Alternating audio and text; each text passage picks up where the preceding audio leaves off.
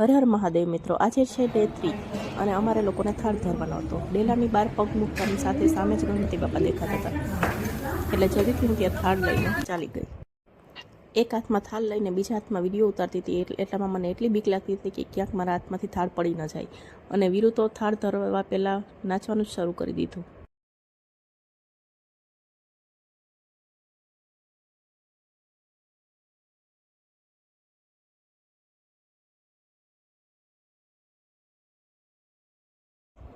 આરતીનો વારો ગમે તેનો હોય, પણ અમારા ટાબરીઓને પહેલાં પહોંચી જ જવું પડે કે અમે આરતી કરશું.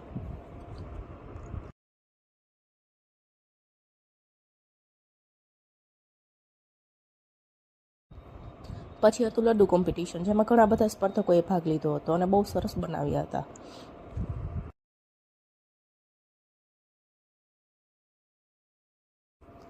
પછી અમે લોકોએ થોડી વાર ગરબે ઘૂમી લીધું. મારો અવાજ થોડો અલગ લાગતો હશે, કેમ કે મારી હાલત અત્યારે બહુ ખરાબ છે. 5 દિવસ મજા કરી, હવે 15 દિવસ સજા ભોગવવાની છે. વિડીયો તો વાયરલ ન થયો, પણ મને વાયરલ ઇન્ફેક્શન થઈ ગયું.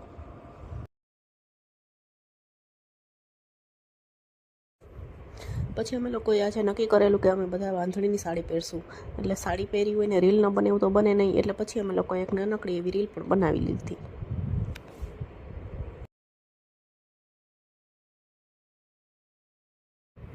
ત્યારબાદ વારો હતો આરતીની થાળી ડેકોરેશનના કોમ્પિટિશનનો, જેમાં મેં પણ પાર્ટ લીધો હતો.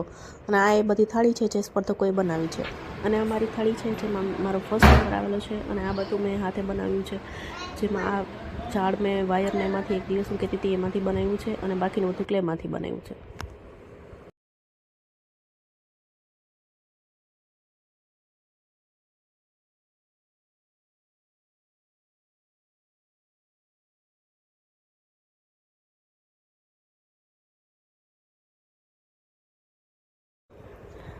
અહીંયા વીરુ સિરિયસલી નિરીક્ષણ કરે છે કે કોણે કેવું અને શું બનાવ્યું છે. પછી વીરુએ ઘરે આવીને ગિફ્ટની અનબોક્સિંગ કરી. એને એવું બધું હોય તો કંઈ ન જોઈએ.